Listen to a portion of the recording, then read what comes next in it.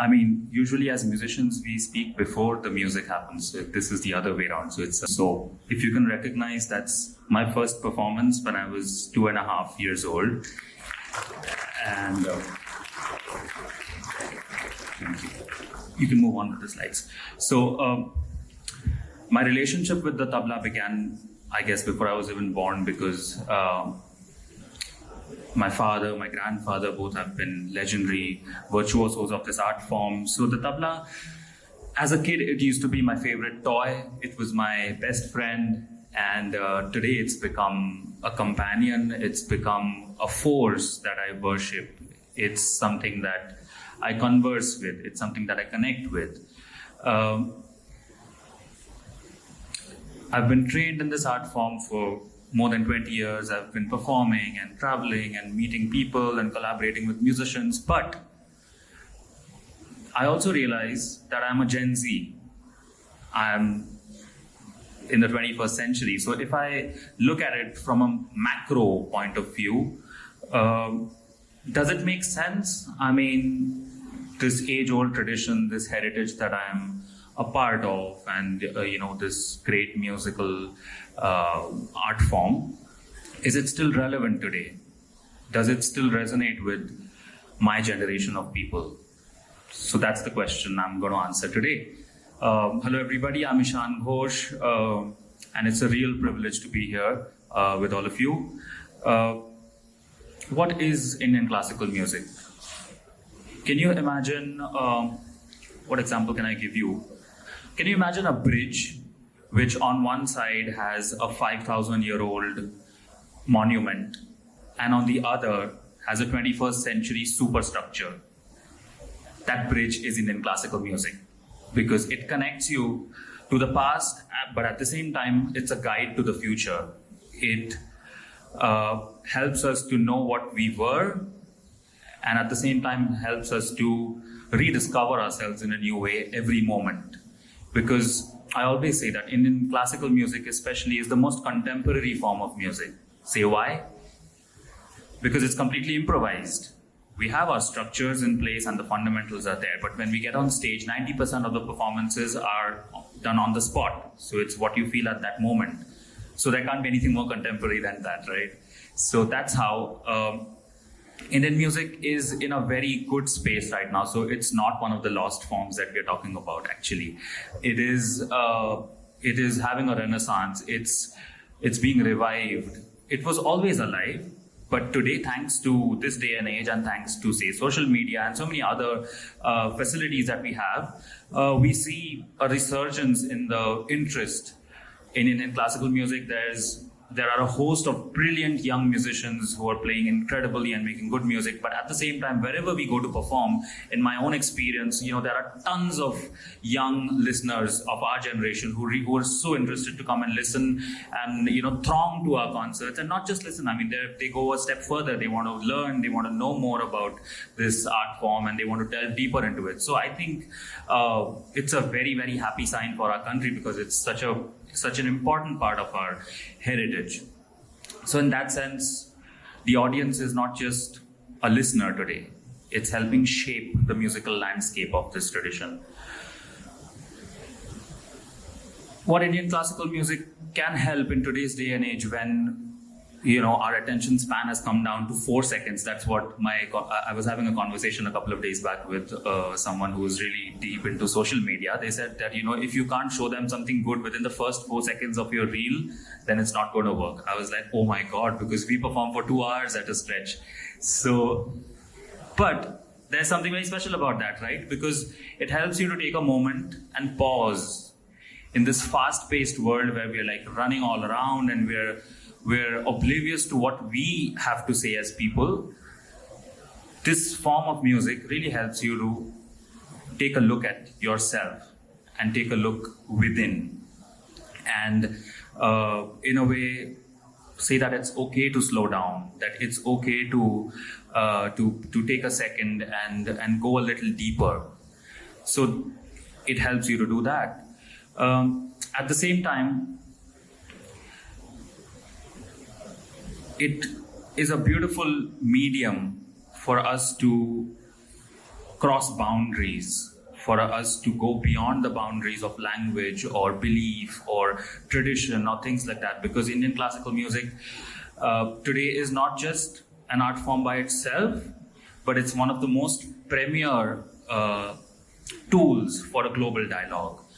And especially, I guess, over the last 60, 70 years, this has really taken shape, because Indian music is today one of the most preferred forms of music for musicians all around the world who want to collaborate. So one of the first forms of music that they talk about is always Indian classical music, because we have such a diverse repertoire.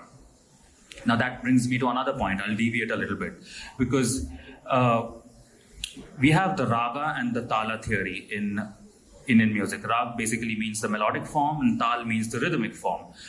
Now the Rag theory, we have thousands of ragas that are performed,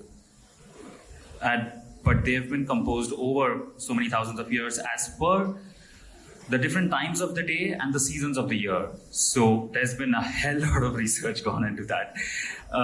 Now what that helps you to do is it helps you to connect with nature, because when you're listening to a rag in the morning, say if you're listening to Rag Bhairav, it really, even if you're not initiated into the music, you can really imagine a sunrise happening in front of you, because it's those set of notes that, you know, impact your mind and your body at that moment. And likewise with the seasons of the year. I mean, since we are in monsoon, we normally play Rag Malhar, and you know, there are so many legends and stories about that. I won't go into that. But basically, our music is based on the Navarasa, or the 9 different emotions that Indian culture has to offer. And so it gives you the entire palette. If you're listening to Rag Marwa, it can really bring tears down your eyes, because I mean, you feel that longing. If you're listening to, at the same time, you can feel really happy and cheerful and peppy if you're listening to Rag Hansadwani, for example, because it really gets you, energetic. If you're listening to a fast, groovy rela on the tabla, it can get you on your feet and make you dance. And this is something that I've experienced time and again from the stage. So it has a direct impact on the human body. So that's how unique this art form is, because it's perhaps one of the most highly developed musical forms in the world.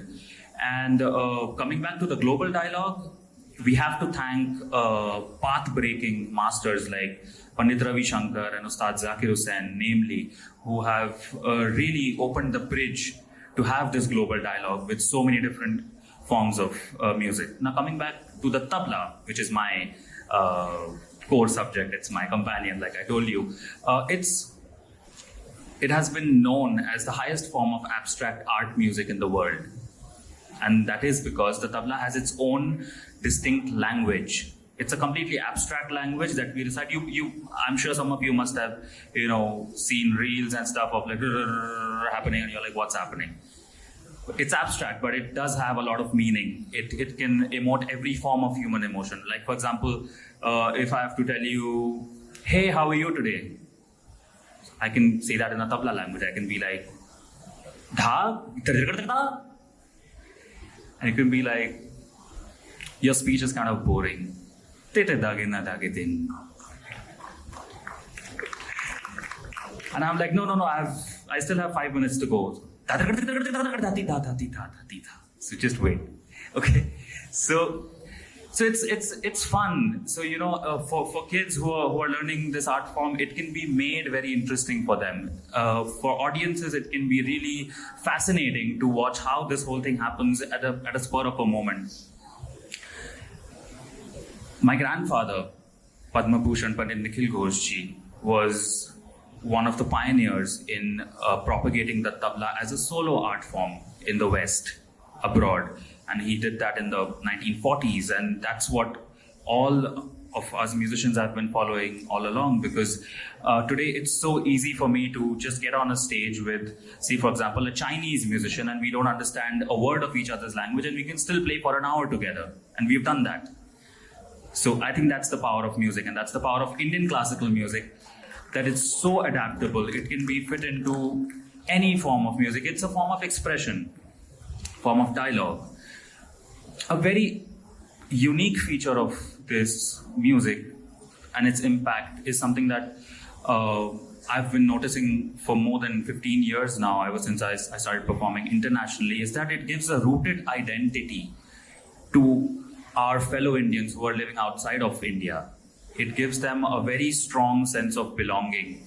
It gives them a sense of pride, and we see that when they come and meet us after performances, they're enthralled, they're so happy. I mean, it's not just, I'm not trying to praise myself, it's the feeling they have after they connect with the music of their land.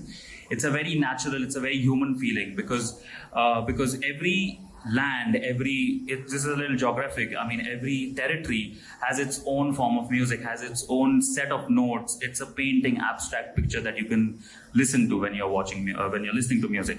So Indians all over the world, they have an added sense of respect for Indian classical music, because they feel that sense of belonging to it. That's a beautiful feeling that we have each and every time after we meet people like that. So basically, to put it in a nutshell, Indian classical music is a living, breathing art form. It's not extinct.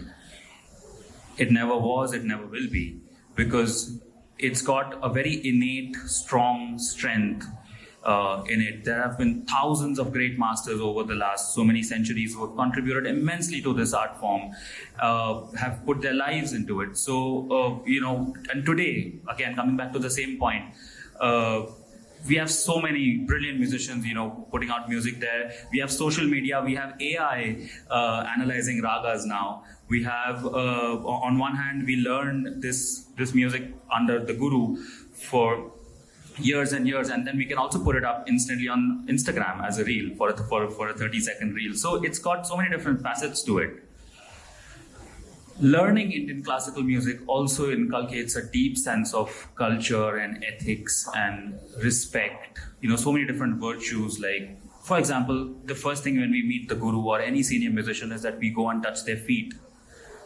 That itself teaches you humility, that teaches you surrender, that teaches you so many things. So, I mean, just diving deep into this art form, you may not be a great Ustad. This reminds me of a quote that my grandfather had once said. He said that Indian music should reach as many homes as possible, because you may not be a great Ustad, but it's like the water of the Ganga, because it inculcates a deep sense of, sanskar or cultural upbringing in your home. It makes you a more refined human being. So I guess we all need to just maybe give ourselves a chance to listen, to sit back and enjoy. You don't need to analyze, you don't need to learn it deeply. Just enjoy the music, because it has so much to offer. You can just see the entire range in front of you. And we, the young musicians of today, are in a very exciting time, because we have access to all different kinds of music that's available in the world. We can just open Spotify and listen to any kind of music that we want. And subconsciously, that does have an impact on our own musical psyche as well. So I may be a thorough traditional Indian classical musician, but somewhere down the line, there is an influence of, say, a jazz piece that I heard, or a hip-hop track that really influenced me, or say my own collaboration with a Persian musician or a Scandinavian musician. There's music all around the world. So I guess it's a very, very strong unifying factor. So we need to, again, be proud of this heritage that has been, there in this country, that we've been blessed to have in India for 5,000 years. And I'll just end by saying that Indian classical music has been around for 5,000 years before us and will be around for 5,000 years after us. So it's just up to us what we can do in our lifetime to serve it and to make a more vibrant India and a better world. Thank you.